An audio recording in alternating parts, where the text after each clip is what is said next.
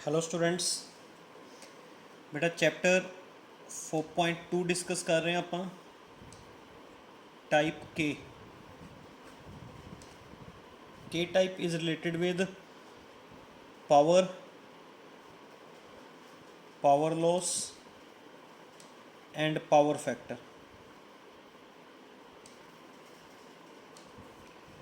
Power loss का formula किया है ਆਪਾਂ ने EV cos phi and cos phi is known as power factor जिसका फार्मूला P upon EV भी बनता है and from impedance triangle R/Z भी बनता है। तो एवं ना समझ लियो भी सिर्फ आ दो ही चीज़ा ने तो क्वेश्चन ईजी होंगे, बाकी सारे फार्मूले जिन्ने हुण तक आपने इस चैप्टर च पढ़ ले, जिन्ने तरह के न्यूमेरिकल्स कर ले, सारे फार्मूले लगणगे। You have to be take care के सर्किट दे विच दो कंपोनेंट है, तीन कंपोनेंट है या सिंगल कंपोनेंट है, उस दे अकॉर्डिंग क्वेश्चन को सॉल्व करना है। Be careful. Okay, type easy है, टाइप मुश्किल नहीं है बेटा। Okay, question number 77। ओके, अ सीरीज़ LCR सर्किट, एक सीरीज़ LCR सर्किट है बेटा, उस रजिस्टेंस दी हुई है 100 ओम, इंडक्टेंस गिवन है 2/π हेनरी, कैपेसिटेंस गिवन है 100/π microfarad. The series combination is connected to an AC source. AC source की वोल्टेज दी हुई है 220 वोल्ट, फ्रिक्वेंसी दी हुई है 50 hertz. Calculate impedance of the circuit. पहला तो इंपीडेंस करना है। इंपीडेंस का formula R² XL minus XC का स्केयर रूट, पर पहला थोनों XL फाइंड आउट करना पएगा एंड XC फाइंड आउट करना पड़ेगा।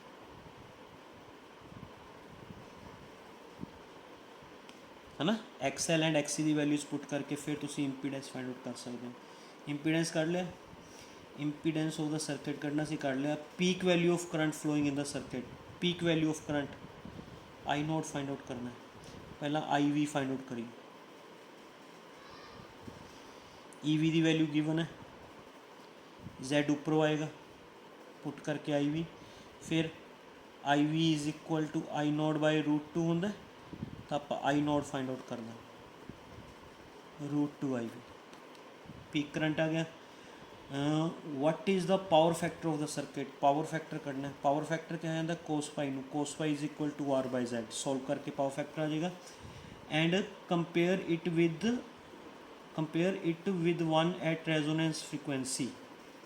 बस ठीक है, हो गया क्वेश्चन होगा। रेजोनेंस फ्रीक्वेंसी कहते एट रेजोनेंस फ्रीक्वेंसी, पता है पावर फैक्टर कितना होंदा है 1। इनू तो इनू बस कंपेयर करना, लास्ट पार्ट ठीक है भी ये ज़्यादा है या ये ज़्यादा है, ये ज़्यादा होएगा ये घट होएगा, ठीक है, क्योंकि at resonance frequency XL XC ਦੇ इक्वल होंदा है एंड Z मिनिमम होंदा है, Z is equal to R, ZR होंदा है, पावर फैक्टर 1 बन जाएगा। है ना, ये लास्ट पार्ट है कंपैरिजन वाला, है ना। बस ये जो पावर फैक्टर आएगा इसनों तुसी इस पावर फैक्टर नाल कंपेयर करके देख लोगे भी ये पावर फैक्टर इस नालों घट आएगा। ये मैक्सीमम होंदा ना रजिस्टेंस वाला पावर फैक्टर मैक्सीमम होंदा है, बस ये पावर फैक्टर इस नालों घट आएगा। ओके, तो बेटा that your question number 77। Now move to question number 78। ठीक है, 78 क्वेश्चन इंपोर्टेंट है, ये क्वेश्चन पहला किया हुआ आपने। Register R and an element X connected in series with an AC source. The voltage is found to lead the current in phase by π/4। कहते जी voltage है लीड कर रही सी from current by π/4। Voltage lead करूगी, voltage lead कर दी होंगी है L दे विच, अगर सर्किट च इंडक्टर हो, है ना, दैट मीनस जो X कंपोनेंट है इट इज़ इंडक्टर,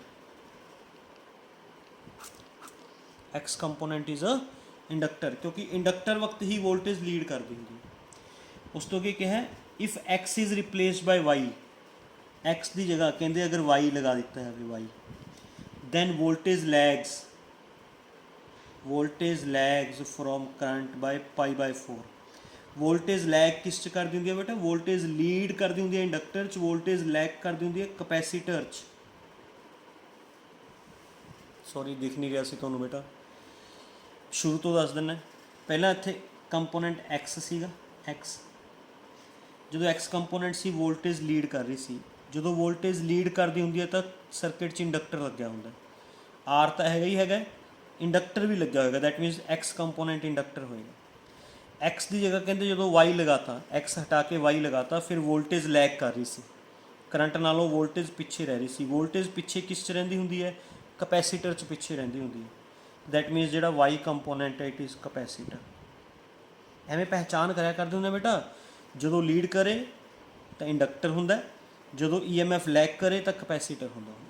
78 क्वेश्चन का इन्ना 2 मिनट वेट करो, हले कंप्लीट नहीं होया आई थिंक, वेट यस अगे पढ़ रहे हैं बेटा मैं। Identify element X and Y, element X भी आइडेंटिफाई कर लिया, वाई भी आइडेंटिफाई कर लिया, X is inductor, Y is capacitor. Okay, इस तो अगे होर की दिता होया उन्होंने, यस बेटा। when both x and y are connected in series with R to the same source, ਹੁਣ सर्किट च R भी है, X भी है, Y भी है, to the same source, okay, will the power dissipated in the circuit be maximum or minimum? Justify your answer। भी जी circuit च पावर डिसिपेटेड होएगी, पावर ये मैक्सिमम होएगी और मिनिमम पावर डिसिपेटेड होएगी, ठीक है। किमें दसोगे बेटा, अच्छा चैक करो, जो कला एक्स लगाया सीगा फेज डिफरेंस पाई बाय 4 सीगा, है ना, एंड जो वाई कंपोनेंट लगाया सीगा उस वक्त भी फेज डिफरेंस पाई बाय 4 सीगा, दैट मीनस दोनों कंपोनेंट्स इक्को जिहा बिहेव करते हैं, है ना। जो दोनों कंपोनेंट्स इक्को जिहा बिहेव करेंगे बेटा, XL is equal to XC होएगा, है ना, उस वक्त सर्किट का Z मिनिमम हो जाएगा। मिनिमम मतलब कितना, R, Z becomes minimum, therefore current becomes maximum. जो करंट मैक्सिमम होएगा बेटा, Z मिनिमम हो गया, Z किस दे इक्वल हो गया, R दे, है ना, that means circuit becomes purely resistive, and purely resistive circuit च पावर, प्योरली रजिस्टिव सर्किट का फेज डिफरेंस 0 होंदा, फेज डिफरेंस 0 होंदा तो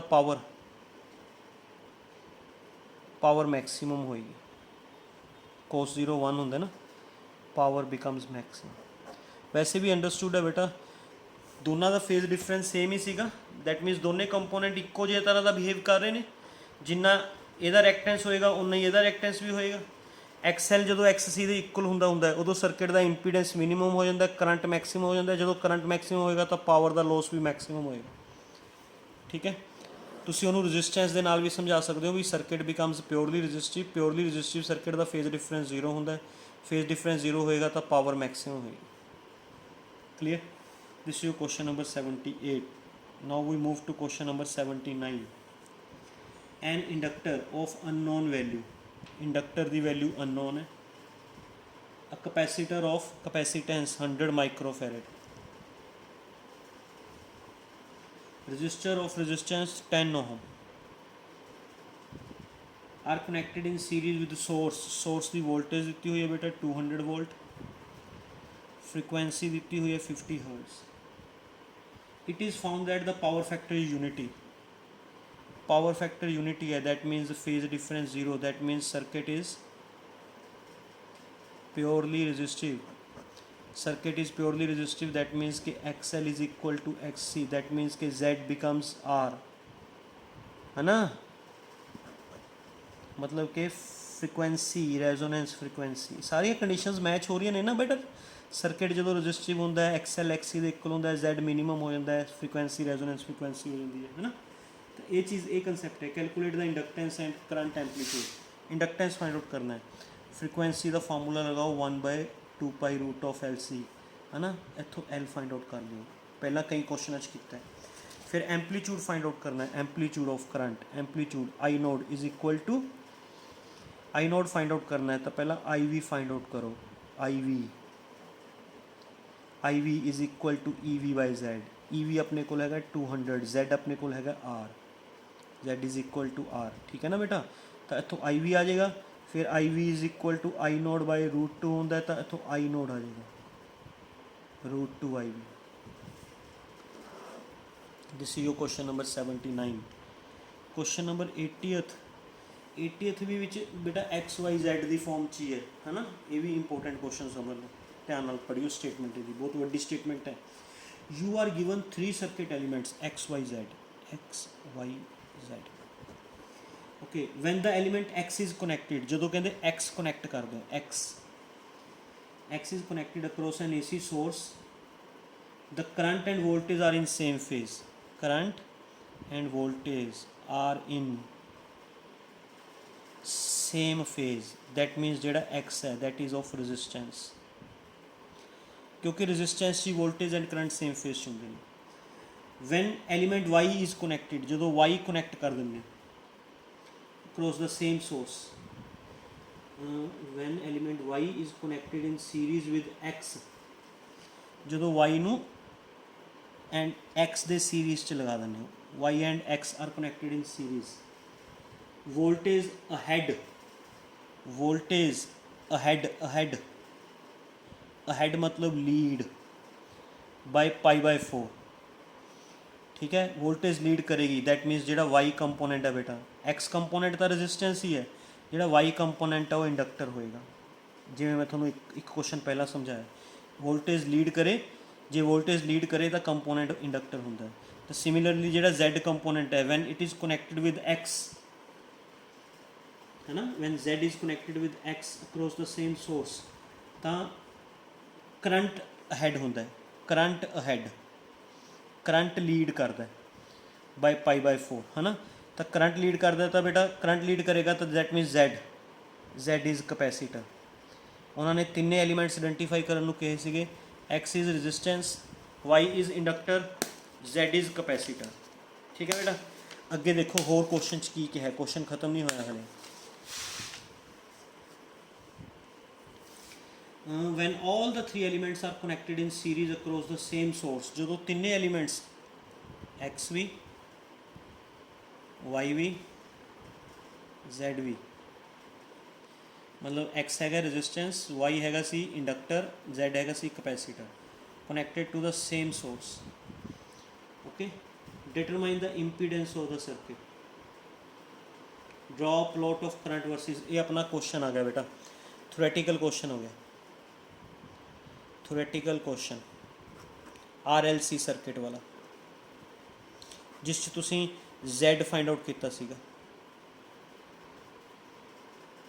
C find out, and phasor diagram draw कीतियां सी एवें करके, इधर VR, इधर VL, इधर VC, फिर VL माइनस VC का रिजल्टेंट, VL माइनस VC, फिर इतों पैरेललोग्राम ला लगा के Z कढ़िया सी, याद है, सारा सेम टॉपिक है बेटा।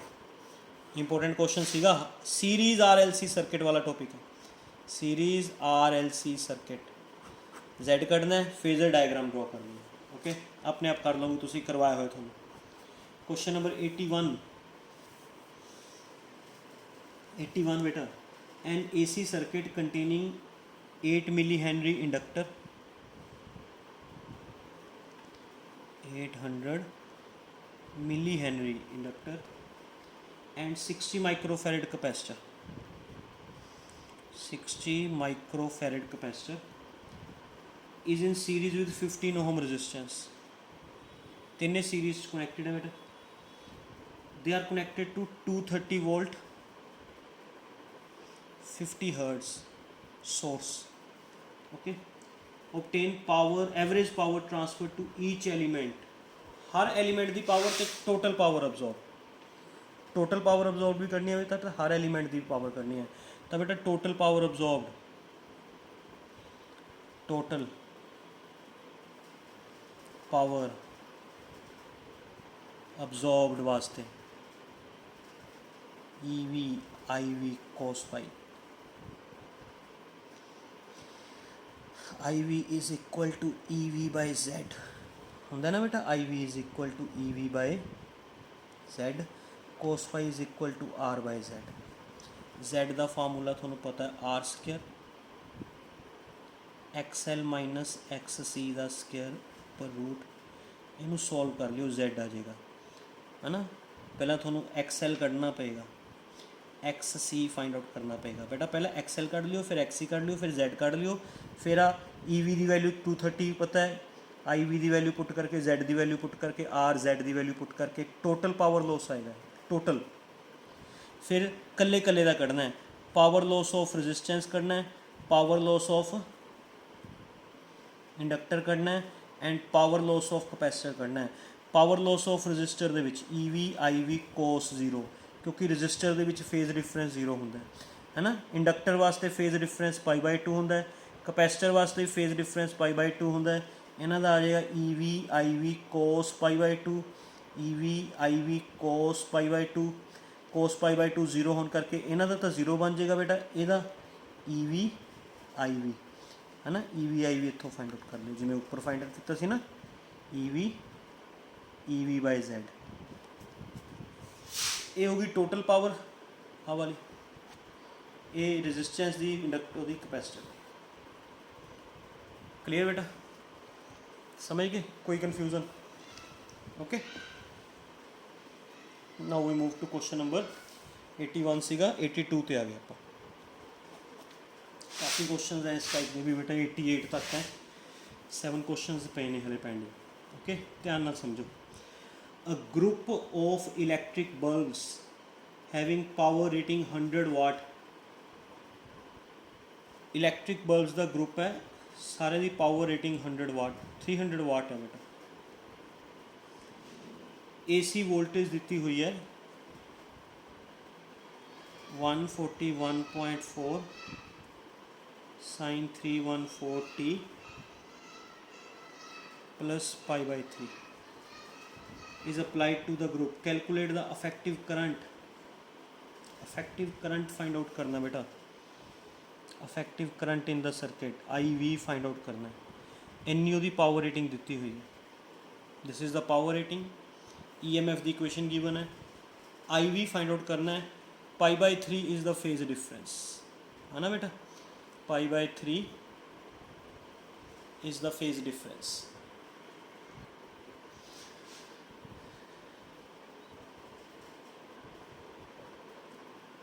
समझ आया बेटा क्या क्वेश्चन है? पावर दी हुई है 300 वाट, इफेक्टिव करंट करना है। इक्वेशन अगर असी कंपेयर करिए, E naught sine omega T नाल plus 5, so this is E naught. E naught तो ई वी काढ़ लो,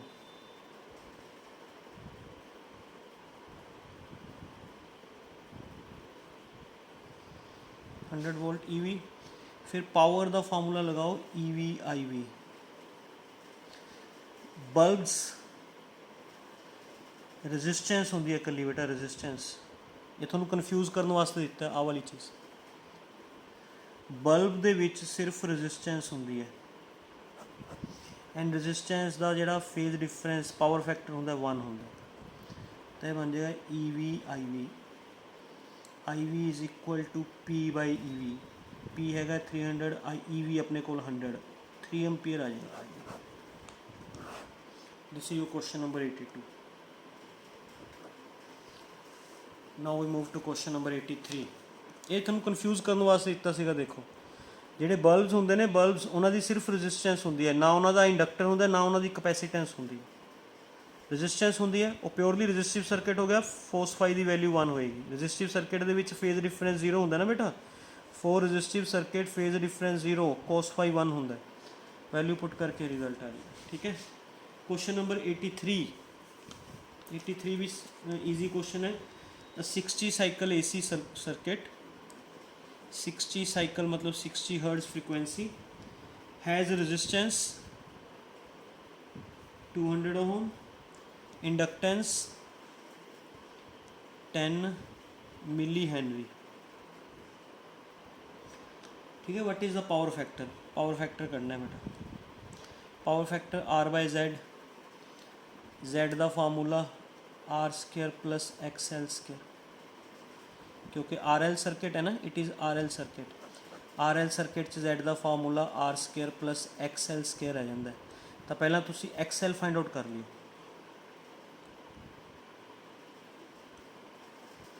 एक्स एल तो बाद जेड फाइंड आउट कर लियो, जेड तो बाद फिर उरे वैल्यूज पुट करके पावर फैक्टर फाइंड आउट कर लियो। ठीक है, होर की करना है, वट कैपेसिटेंस, किन्नी कैपेसिटेंस सर्किट च लगाइए which make the power factor unity, power factor unity बन जाए, किन्नी कैपेसिटेंस लगाइए भी पावर फैक्टर यूनिटी बन जाए। बेटा पावर फैक्टर यूनिटी किस सर्किट का होंगे, प्योरली रजिस्टिव सर्किट है ना, या सर्किट का एक्स एल एक्स सी, मतलब Z is equal to R हो गया, X L Z is equal to R कदों होएगा, when X L is equal to X C, है ना। एक्स एल का formula omega L, X C का formula omega C, है ना, सी ऊपर ले जाओ ओमेगा नीचे ले आओ, है ना, ओमेगा एल नीचे ले आओ सी ऊपर ले गए, ओमेगा का फार्मूला 2 पाई न्यू, है ना, वैल्यू पुट करके सी आ जाएगा बेटा, समझ गए। For making power factor unity purely resistive circuit का होंगे, प्योरली रजिस्टिव सर्किट मतलब इंपीडेंस सिर्फ जेड आर के इक्वल होएगा, जेड आर के इक्वल कदों होंगे जो सर्किट का एक्स एल एक्स सी के इक्वल होंगे, वैल्यूज पुट करो रिजल्ट आ। ठीक है, that is your question number 83। Okay बेटा, now we move to question number 84। सारे क्वेश्चन आसान है, कोई विचों एक क्वेश्चन एक अद्धा क्वेश्चन औखा आ जाता होंगे, अदरवाइज 90% क्वेश्चन ईजी है बेटा। Question number 84, find the capacitance of capacitor which when put in series with 10 ohm resistor, 10 ohm resistor makes the power factor equal to, power factor equal to 0.5। Assume 80 volt 100 hertz AC supply, EV दिता हुआ है 80 volt, frequency दी हुई है 100 hertz, are दिता है कोस power factor दिता है बेटा, सी फाइंड आउट करना है, see how you find the value of C, R cos Y E V, nu सारा कुछ दिता है। जे आप देखिए पावर फैक्टर का फार्मूला होंगे आर बाय जेड, इतों आर जेड फाइंड आउट कर लो, Z is equal to R by cos Y, R है 10, कोस वाई है 0.5, 0.5 ऊपर गया 100, 520, जेड इज इक्वल टू 20 आ जाएगा बेटा, जेड 20 आ गया। जेड सर्किट के circuit is R C circuit, Z का फार्मूला लगेगा R square plus X C square का रूट, इतों Z square minus R square का रूट करके एक्स सी फाइंड आउट कर लियो, एक्स सी तो सी फाइंड आउट कर लियो, X C 1/2 pi nu C, C is equal to 1/2 pi new x C, values put करके सी। बहुत सौखे क्वेश्चन है बेटा, है ना, समझ आया कि नहीं। पहला इतों कोस फाई की वैल्यू गिवन सी, कोस फाई तो अपने जेड फाइंड आउट कर लिया, फिर जेड का फार्मूला लगाया, सर्किट आर सी सर्किट सी, आर सी सर्किट वास्ते जेड का फार्मूला लगाया, उतों एक्स सी फाइंड आउट कर लिया, एक्स सी फाइंड आउट हो गया, उस तो बाद एक्स सी का फार्मूला लगाया 1/ओमेगा सी, इतों एक्स सी फाइंड आउट कर लिया। ठीक है बेटा, now we move to question number 85। 85 भी ध्यान नाल करियो बेटा, L C R series circuit with 100 ohm resistance is connected to an AC source of 200 volt and angular frequency radiance पर सेकंड च बेटा ओमेगा होएगी ये 300 रेडियंस पर सेकंड यूनिट्स ओमेगा के होंगे ने। ठीक है, when only capacitance is removed current lags behind the voltage by 60 degree। पहला सर्किट च तिन्ने सीगे R V L V CV, when only C is removed, जो C रिमूवड करता तो कला RL सर्किट रह गया, RL सर्किट का फेज डिफरेंस है ना कितना दिता हुआ बेटा 60 डिग्री RL सर्किट का। Okay, and when only inductance is removed, when only L is removed, L remove करोगे तो सर्किट रह जाएगा RC सर्किट, वह भी फेज डिफरेंस दिता है 60 डिग्री।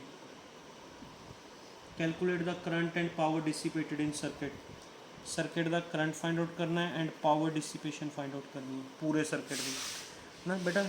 आर तो गिवन है ना, इतों आर एल सर्किट है cos phi R by Z लगा के Z cut low.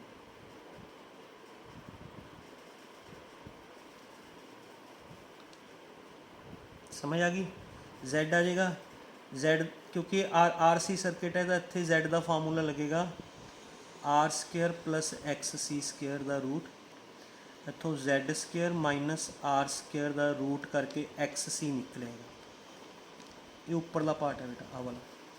Similarly cos phi is equal to R by Z, इतों भी जेड फाइंड आउट कर लो।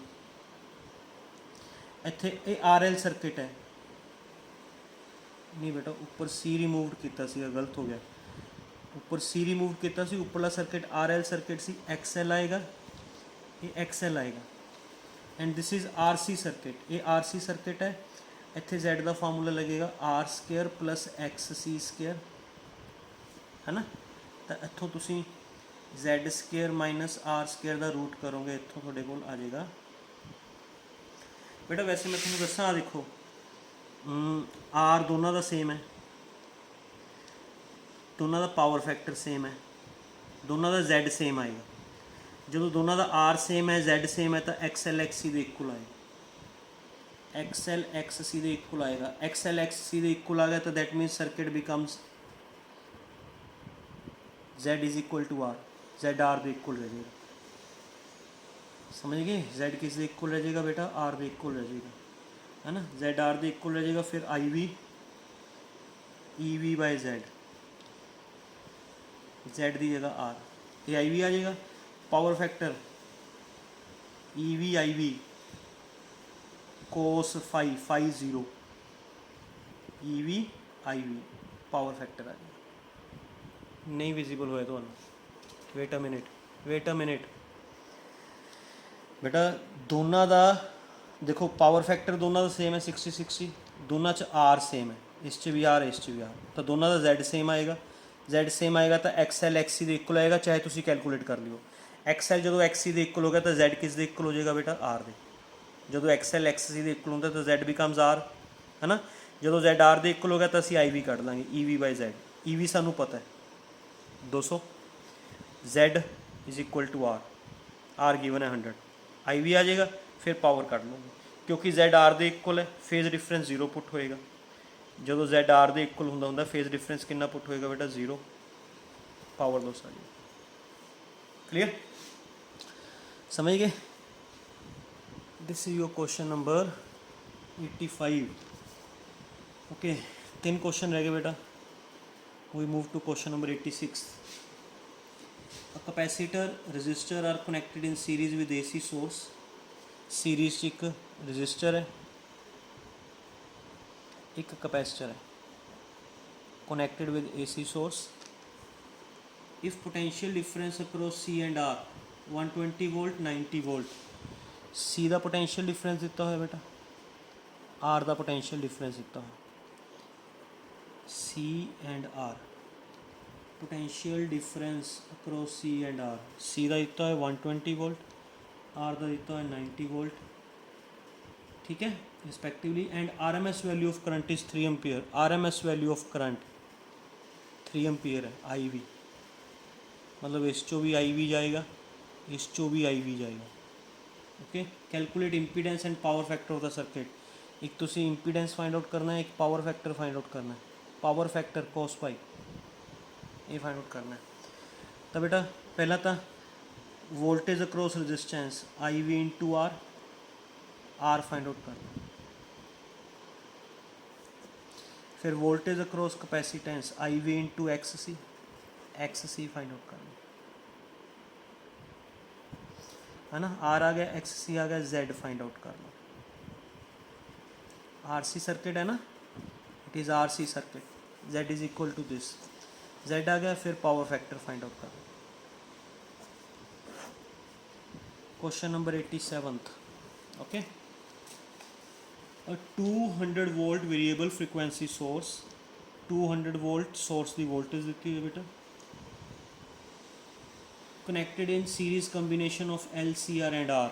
एल भी लग्या हुआ है 5 हेनरी, सी लग्या हुआ है 80 microfarad, 80 into 10⁻⁻6 farad, and R भी लग्या हुआ है 40 ओम। सीरीज च calculate angular frequency to get maximum current in the circuit. Circuit का करंट मैक्सिमम कदों हुंदा है? रेजोनेंस ते। रेजोनेंस फ्रीक्वेंसी फाइंड आउट करनी 1/2π√LC। ओके, और get maximum and the current amplitude at resonance frequency and power dissipated। Current का amplitude भी करना है, आई नोड भी करना है बेटा। पहले तो आई वी फाइंड आउट करोगे, E V by Z. E V है 200, जेड होगा आर दे इक्वल, क्योंकि रेजोनेंस है, रेजोनेंस के उपर Z is equal to R होगा, है ना। 200/40, 5 एम्पीयर करंट आ गया आई वी, तो I V is equal to I naught by √2, I naught आ जाएगा √2 I V. Okay, and power factor भी करना है cos phi. Power factor z is equal to R, because z is equal to R है, phase difference 0, power factor 1। Question over. Question number 88 solve yourself. मैं नहीं करांगा, बस बहुत हो गए यार। क्वेश्चन नंबर 88 अपने आप सॉल्व करोगे तुसी, बहुत सौखा क्वेश्चन है, आराम नाल तुहाडे तो सॉल्व हो जाएगा। दिस इज योर टाइप आई, है ना।